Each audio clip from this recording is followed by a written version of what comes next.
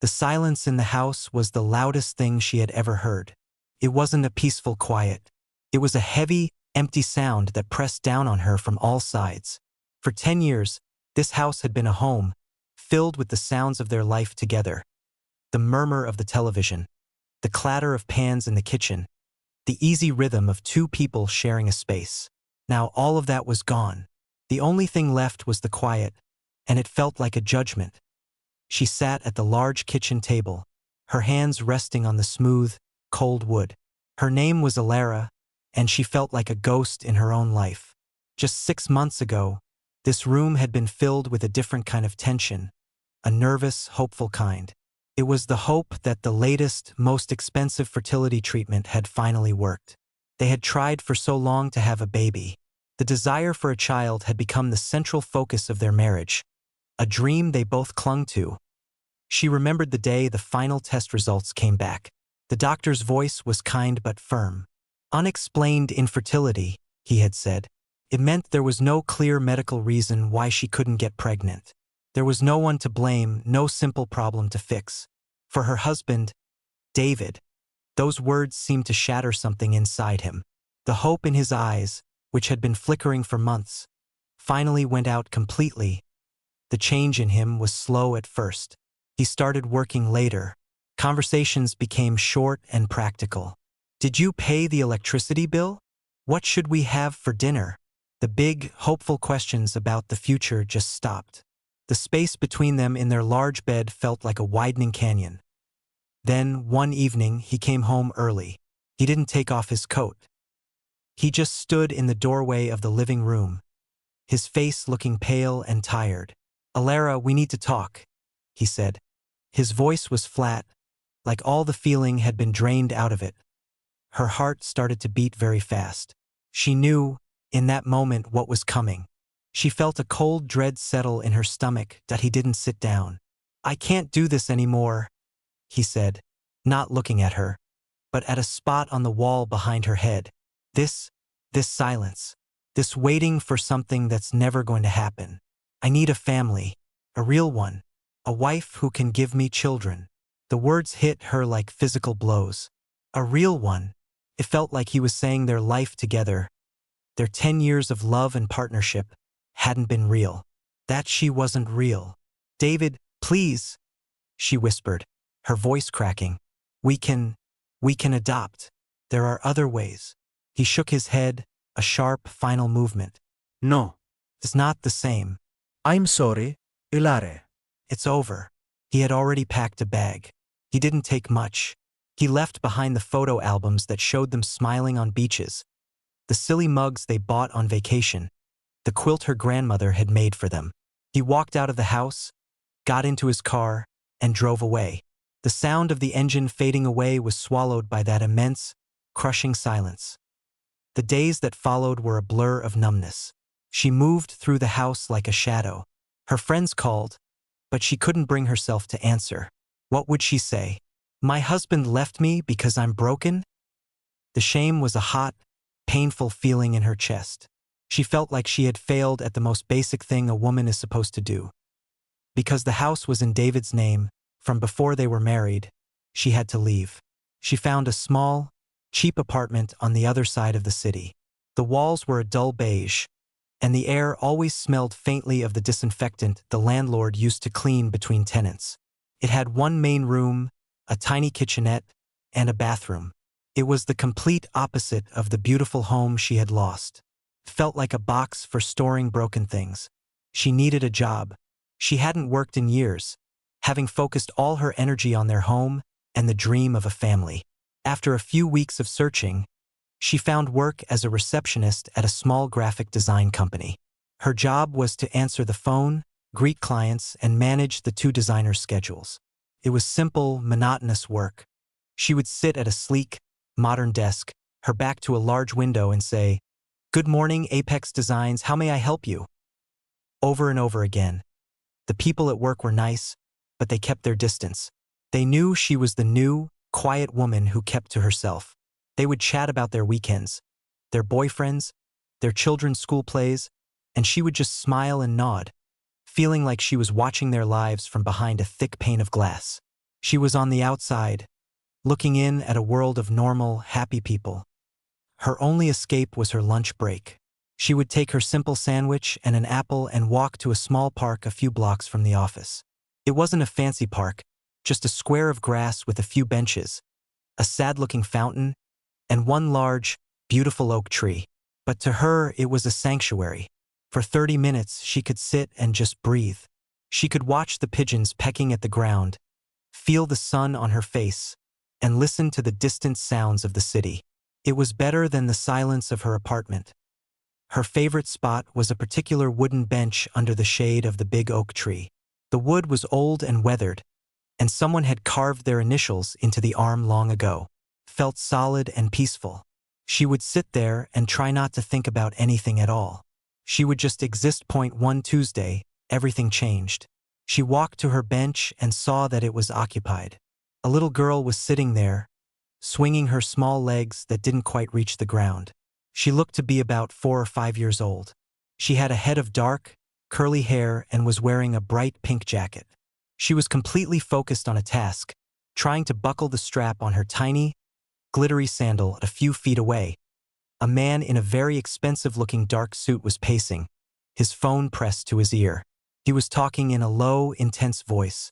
"I don't care what the projections say, Michael. The numbers on the quarterly report are unacceptable.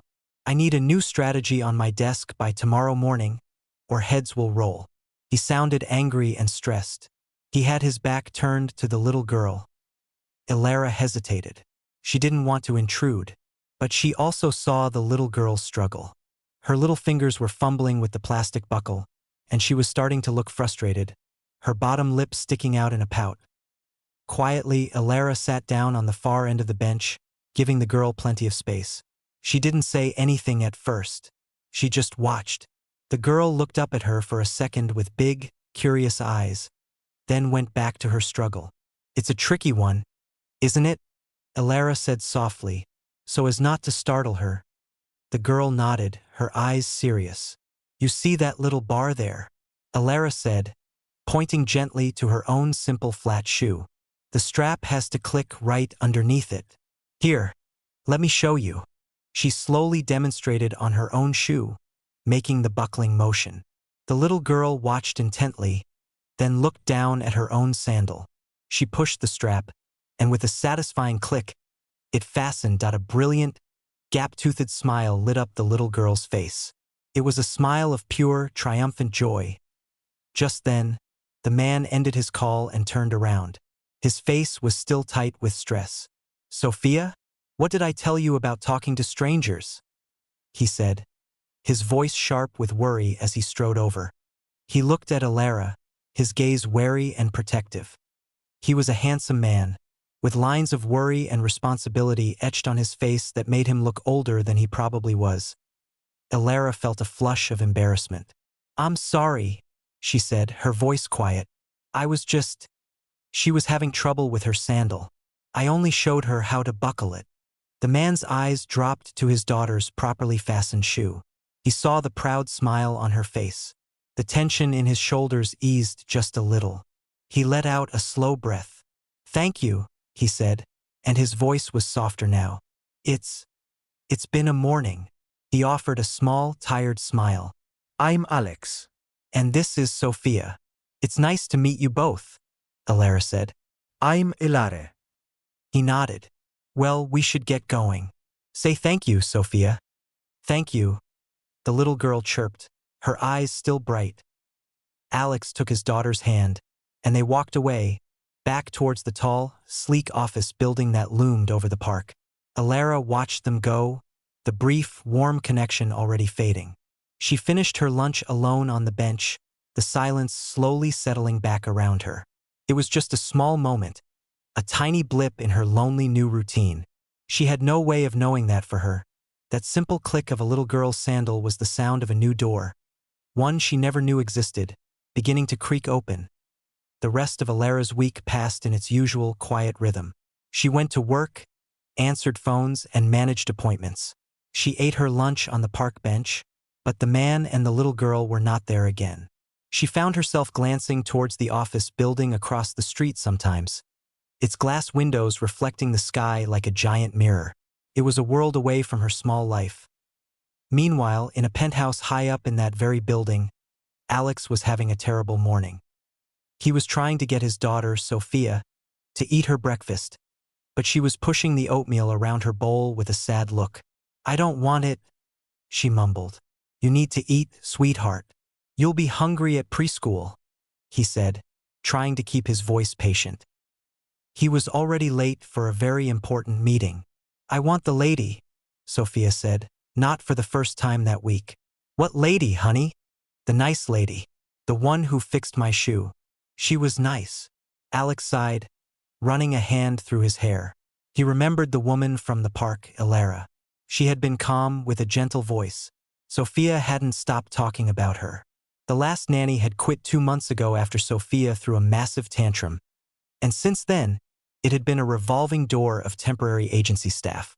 None of them could handle his daughter's quiet, stubborn sadness, a mirror of his own. He was a man who could command a boardroom of 100 people, but he felt completely helpless with his own 5-year-old. He managed to get Sophia to preschool, rushed to his meeting, and spent the day trying to focus on profit margins and market expansion. But his mind kept drifting back to his daughter's unhappy face and his own chaotic home. The silence in his penthouse was as heavy as the one in Ilara's apartment, but it was filled with the ghost of a child's laughter and the memory of his wife, who had passed away shortly after Sophia was born. He was failing. He was failing at being both a father and a CEO. A few days later, Ilara was at her desk, sorting the day's mail, when the main door to the office opened. She looked up with her professional smile ready. "Good morning. Welcome to Apex Designs." The words died in her throat. It was him, Alex, the man from the park. He looked even more imposing in the bright light of the office. He wore a perfectly tailored suit that spoke of money and power. He looked out of place in their small, slightly messy creative space. "Ilara," he said, as if confirming her name. He seemed a little nervous, which was strange for a man who looked so confident. "Yes, hello, Mr. Thorne," she said, remembering his name from the building directory. "How can I help you? Did you have an appointment with one of our designers?" No appointment," he said. He glanced around, as if making sure no one was listening. "Actually, I came here to see you. Is there somewhere we can talk? Privately?" A cold knot of anxiety tightened in Ilara's stomach. See her? What could he possibly want with her? Had she done something wrong in the park? Had she overstepped? Her mind raced with fears. She managed to nod. "We can use the small conference room. It's empty." She led him to a glass-walled room, her heart pounding. He closed the door behind them, and the sounds of the office became muffled. He didn't sit down. He stood, looking uncomfortable. "This is going to sound very strange," he began, his voice low, "and I apologize in advance if this is inappropriate." Ilara just waited, her hands clasped tightly in her lap. He took a deep breath. "As you might have guessed, I'm a single father. My wife, she passed away when Sophia was very young." He paused, the pain a brief shadow in his eyes. "It's been a challenge. The last nanny left 2 months ago. The temporary ones from the agency. It's not working. Sophia doesn't like them. She's unhappy. And when she's unhappy, I can't focus. My work is suffering, and more importantly, I'm failing her." Ilara listened, her initial fear slowly turning into confusion. He continued, "That day in the park, it was the first time in weeks I saw her smile like that. A real, genuine smile. She hasn't stopped talking about you. The nice lady who fixed her shoe." He gave a small, helpless shrug.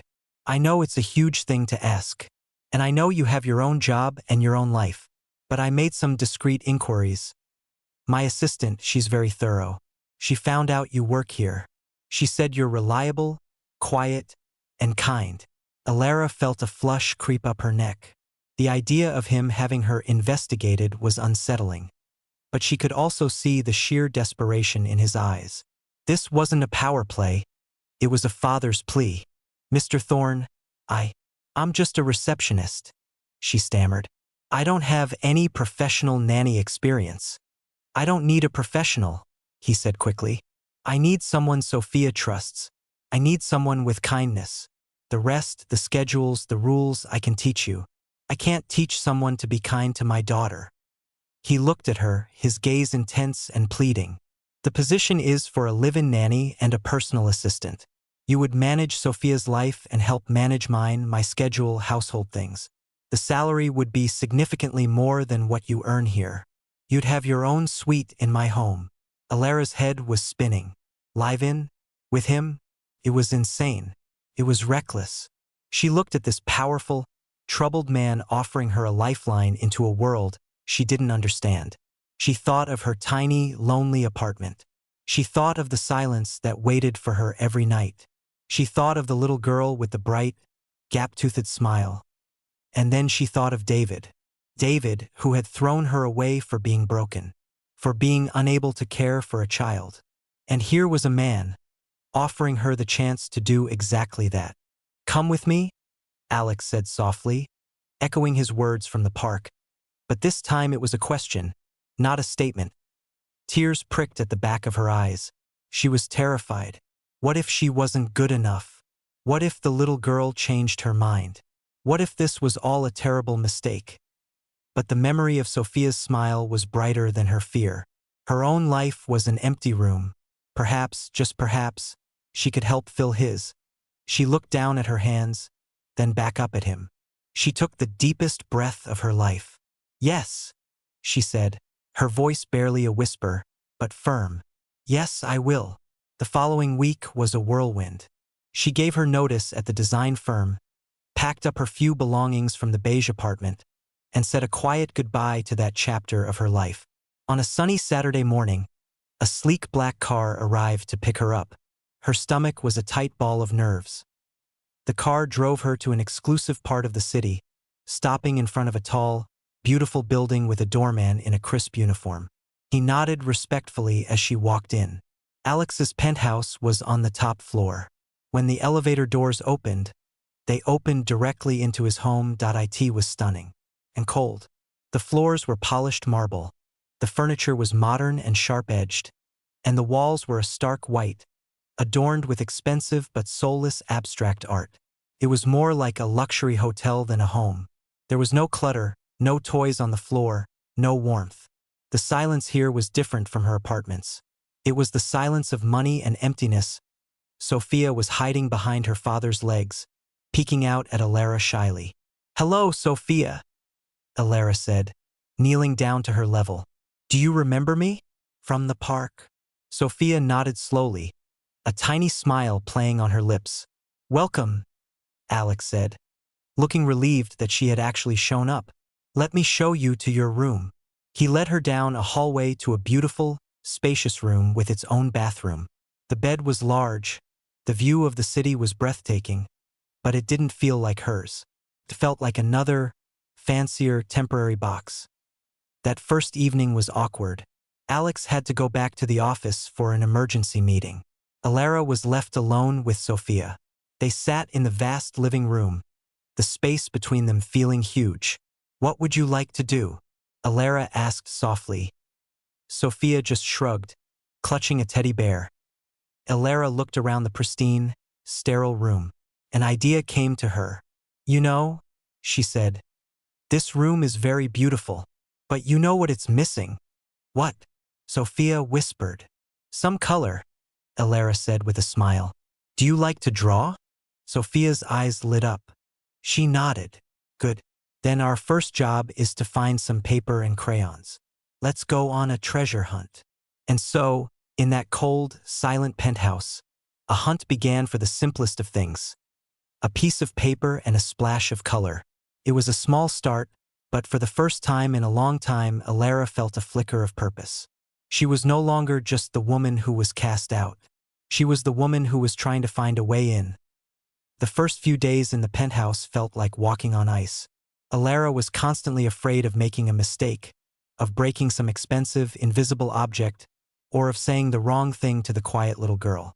Sophia was shy, watching Alara with big, serious eyes from behind a chair or a doorway. But Alara was patient. She didn't try to force anything. Her first project was the treasure hunt for art supplies. They finally found a pad of plain white paper and a box of crayons tucked away in a drawer in Alex's home office. The paper was meant for printing business documents, and the crayons were probably a forgotten gift. But to them, it was a great discovery. They sat on the floor of the large, cold living room. The marble was hard and unfriendly. "Error, this floor is cold," Elara said, rubbing her arms. "You know, when I was a little girl, my grandmother had a big, soft rug in front of the sofa. We would sit there for hours." Sophia just looked at her, clutching a blue crayon. "What should we draw first?" Elara asked. Sophia thought for a moment. "A sun," she whispered. "Okay, a sun it is. A big, bright, warm one." And so they drew. Elara drew a simple sun with a smiling face. Sophia carefully colored hers a brilliant yellow, her small tongue sticking out in concentration. When they were done, Elara looked at the stark white wall. "Now," she said, her voice full of purpose, "we need a gallery, a place to show our masterpieces." She found a piece of clear tape in a kitchen drawer. Very carefully, she taped Sophia's bright yellow sun right in the middle of the big, blank wall. It looked small and lonely, but it was a start. The next day they drew a flower. The day after, a butterfly. Soon, a small collection of drawings began to spread across the wall. It was a splash of childish color against the perfect white. It was a little bit of mess in the perfect order. And every time they added a new one, Sophia's smile grew a little bigger. Elara also started to change the sounds of the house. The silence was the enemy. So, she found a small radio in the kitchen and tuned it to a station that played soft, cheerful music. She started singing along quietly while making breakfast. Simple songs, sometimes silly ones she made up. At first, Sophia just watched. But one morning, while Elara was flipping pancakes and singing a silly song about a dancing dog, she heard a tiny, giggling voice join in. It was the most beautiful sound she had heard in years. Alex noticed the changes. He would come home late, his shoulders slumped with tiredness, and he would stop in the doorway. He would see the colorful drawings on the wall. He would hear the soft music. He would smell something cooking in the kitchen, not fancy food ordered from a restaurant, but simple, home-cooked meals.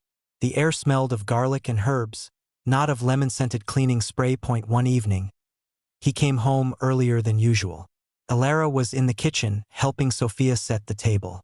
They were using the good china, the expensive plates he usually saved for important guests.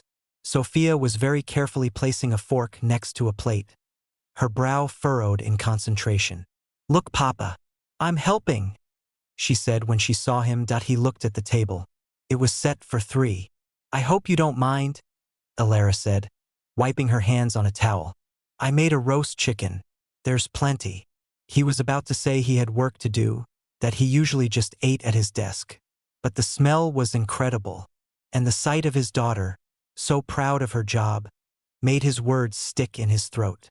"No," he said, his voice a little rough. "I don't mind at all." Dinner was quiet at first. Sophia chattered about her day, about the picture she had drawn, about the song they had sung. Alex mostly listened, a strange feeling in his chest.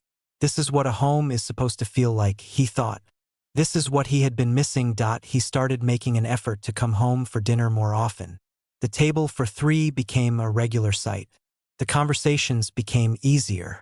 He learned that Elara had a quiet, smart sense of humor.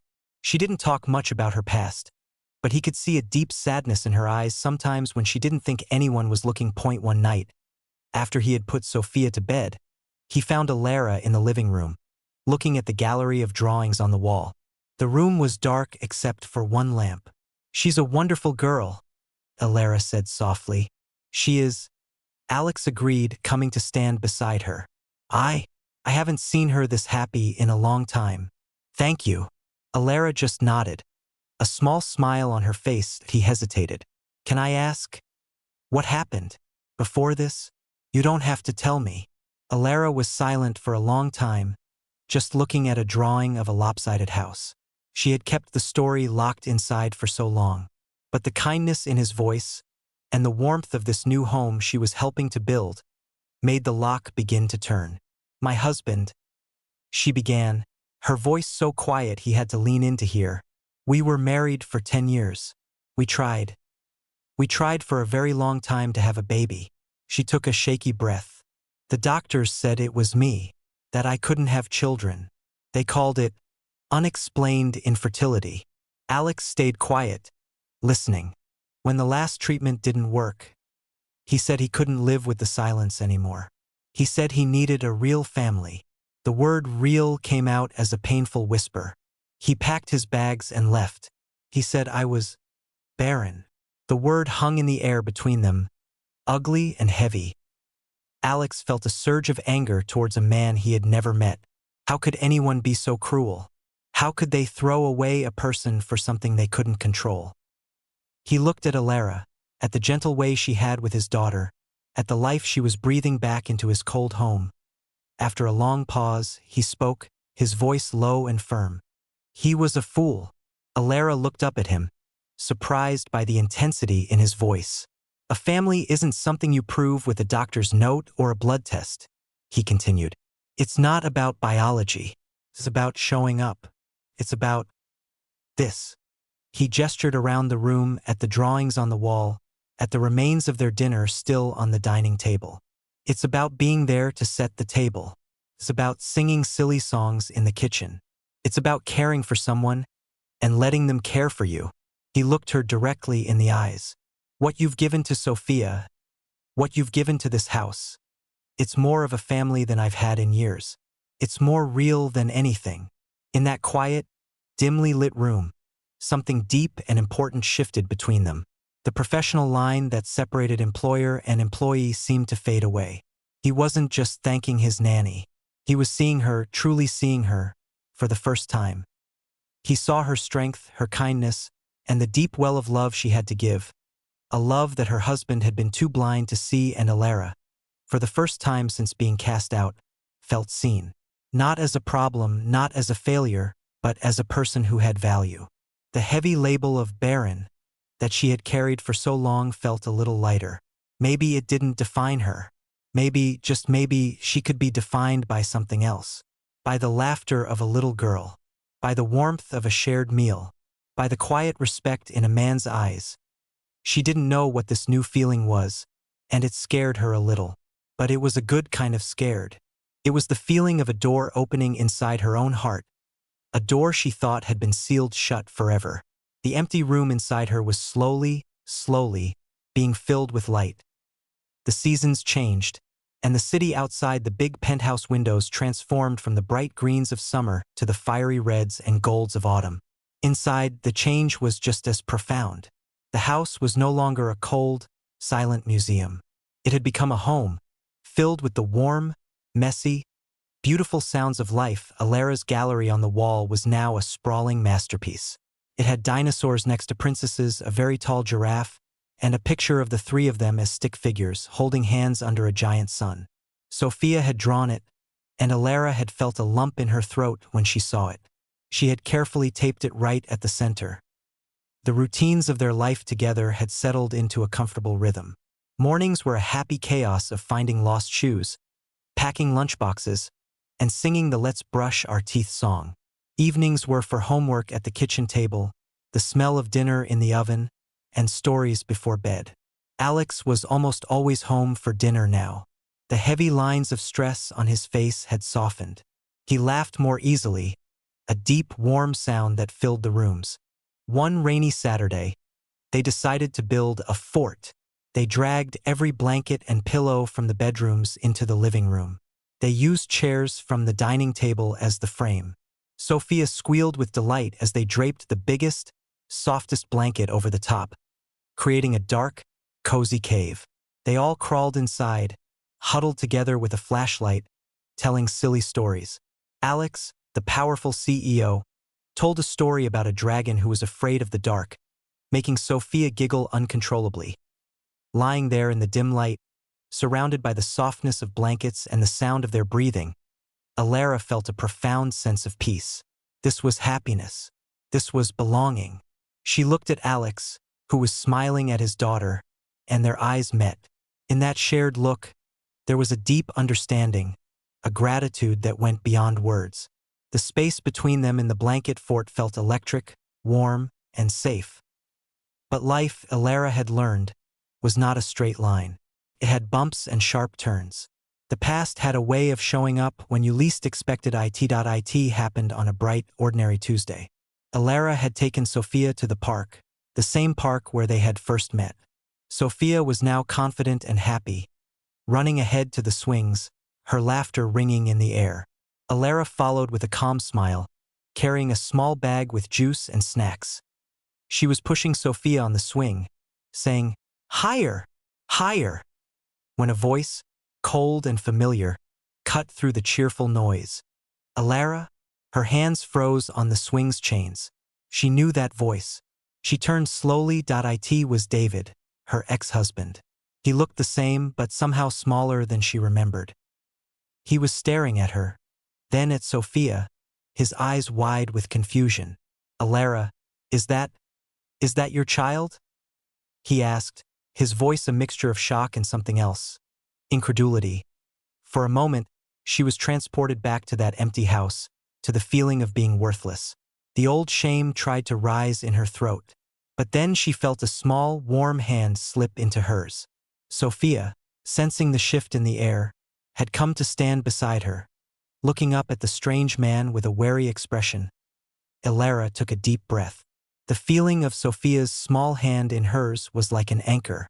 She was not that woman anymore. "No, David," she said, and her voice was calm and steady, not the broken whisper he was used to. "She is not my child." His face twisted in confusion. "But then, what are you doing?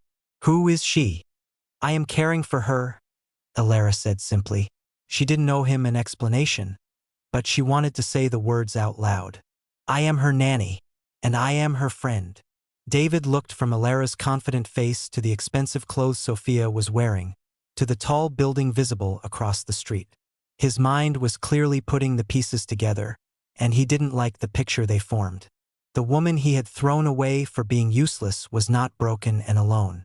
She was radiant and strong, holding the hand of a beautiful child, living a life that seemed, from the outside, far better than the one he had left her to. "I see," he said, his voice tight. "So you found a rich family to latch onto. I guess some things never change."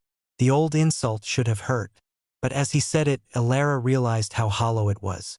She wasn't latching on. She was building. She was loving. She was needed. Before she could reply, another voice, firm and authoritative, spoke from behind her. "Is everything all right here, Elara?" Alex had come down from his office, perhaps looking for them, or perhaps just wanting to join them in the park.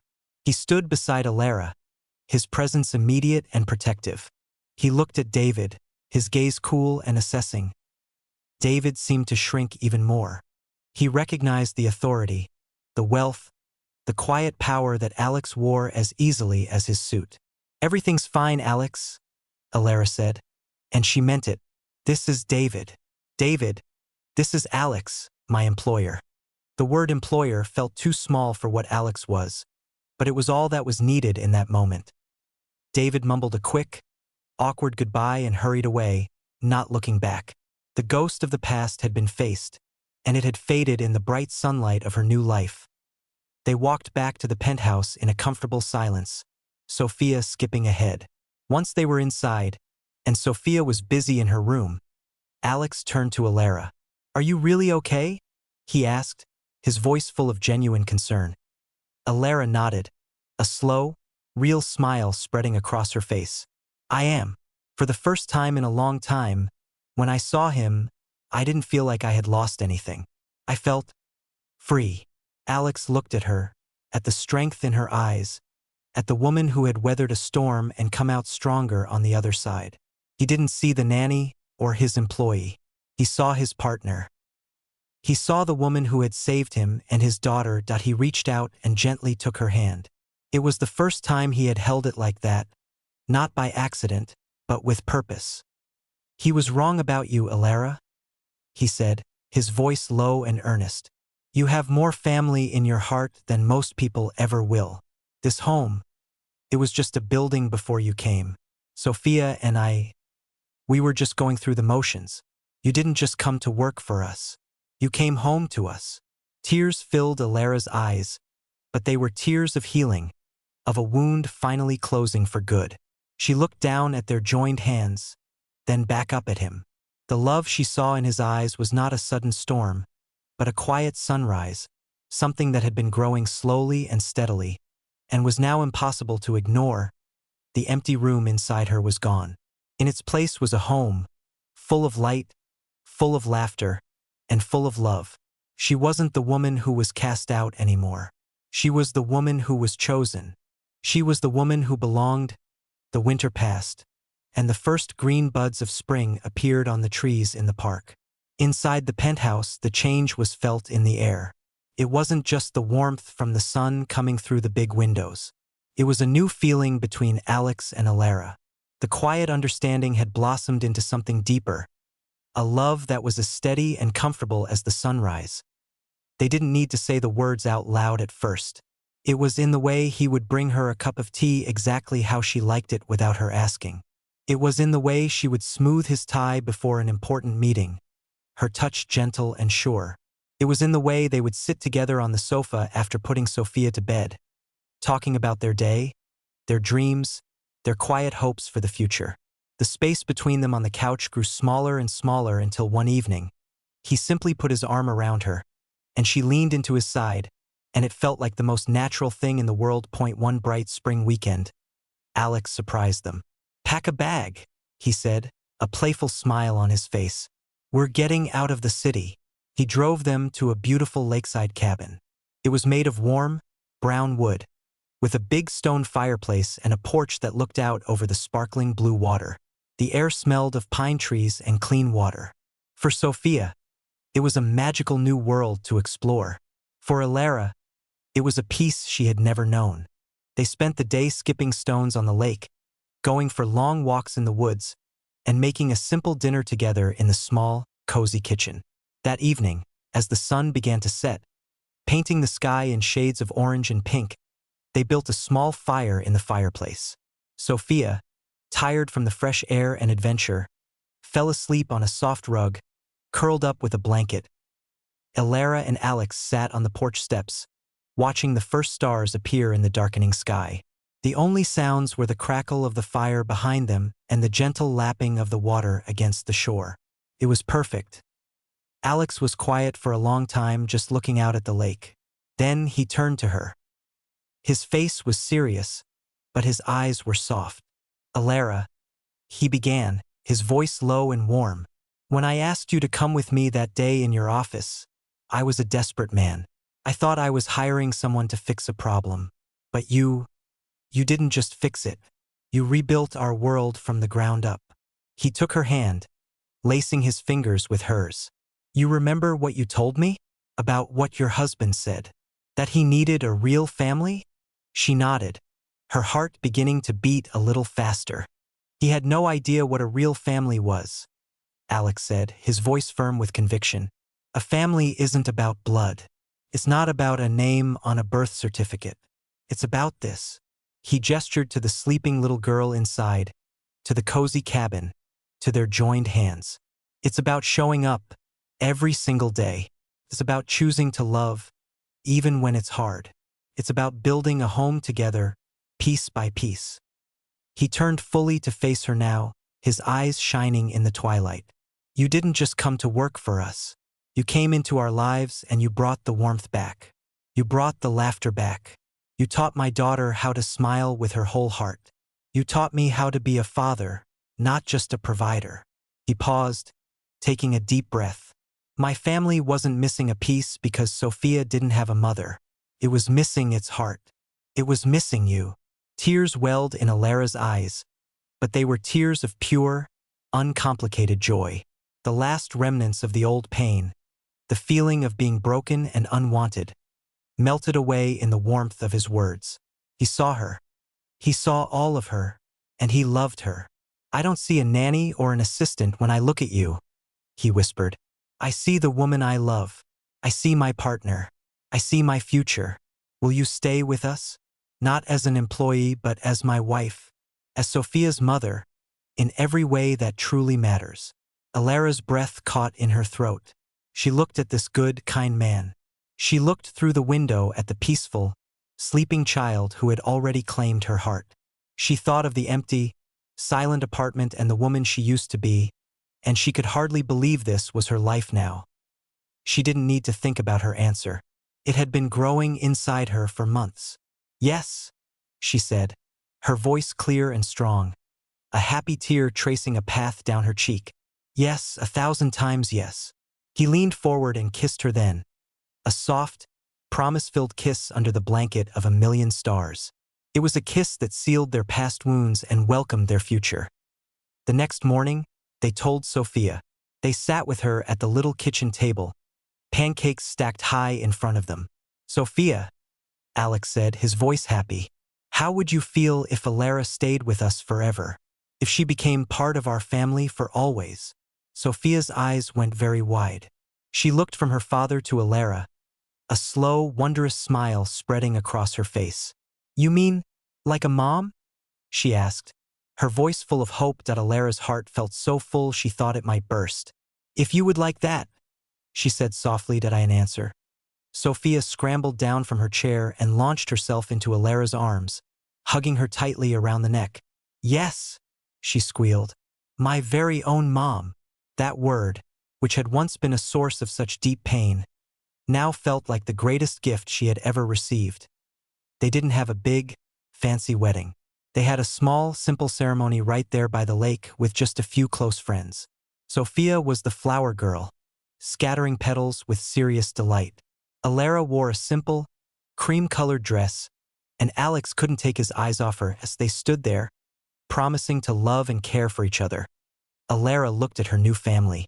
She looked at her husband, whose love had shown her her own strength. She looked at her daughter, whose trust had taught her how to love again. She had been cast out for being barren, but here, in this new life she had helped to build, she had never been more full. Her heart was fertile with love. Her days were rich with purpose, and her future was bright with the promise of a family built not by chance, but by choice. The empty room was gone, replaced by a home that would forever be filled with love.